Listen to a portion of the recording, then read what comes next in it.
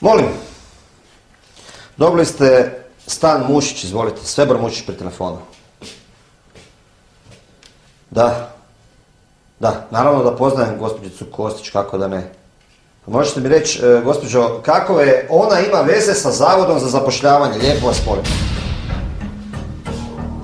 Ne razumijem.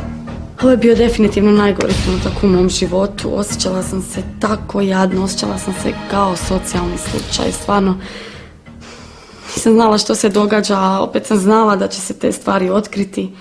Jedino što se bojim u ovom trenutku je, ne želim izgubiti Svebora. Ne kužim. Gledajte, gospođo, slušajte ovako. Ja jesam vlasnik ovog stana u kojem ona živi, ali kaj vas briga, sam ja njezin frajer ili sam ja njezin najmodavac, mislim. Kaj? Pa kakva je vaša socijalna pomoć? O čem vi pričate, gospođo? Šta je vama, mislim? A mislim, gospođo, gledajte.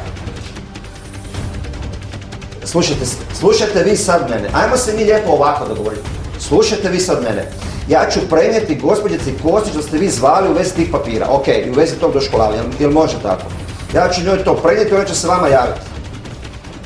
Ok, hvala vam puno. Hvala na pozivu. Doviđenja. Dosadna baba. Dobro, Tina, možeš li mi konačno objasniti zašto mi stalno lažeš, ha?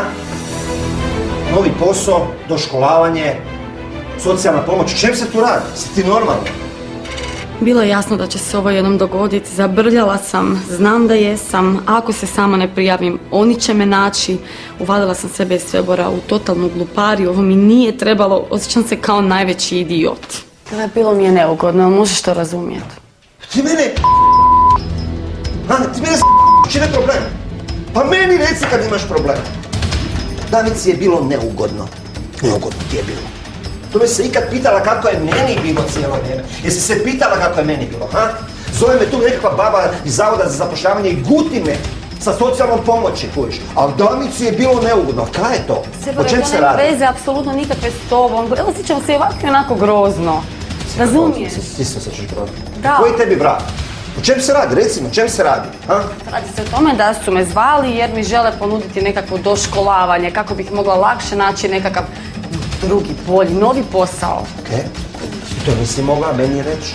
Ja bi ti prvi pomogao, okej? Meni prvo kažeš. Ja bi ti pomogao. Ne želim te zamarati svojim problemima i ne želim da misliš da sam nekakva sponzoruša, razumiješ? To je jedina stvar, evo. O čem ti pričaš, Tina? Kakva sponzoruša? Jesi ti poludila? Kakva sponzoruša? Gle, kad imaš neki problem, kažeš ga meni. Kad ja imam problem, kažem ga tebi. Već sam ti 100 puta mogao naći neki super posao, fenomenalan posao. U uredu si mogla raditi, s papirima. A neku pišljiva sobarica tamo negdje. Meni se obrati za pomoć, okej? Ja ću ti pomoći. Može tako. Biće sve okej. Drugi puta se meni obrati. Opet mu Tina nije rekla cijelu istinu. Naravno da sam bio ljut, a Tinu, kak te bi bio ljut? Žena mi laže pola godine, konstantno mi laže u facu. Mislim, katastrofa, užas jedan.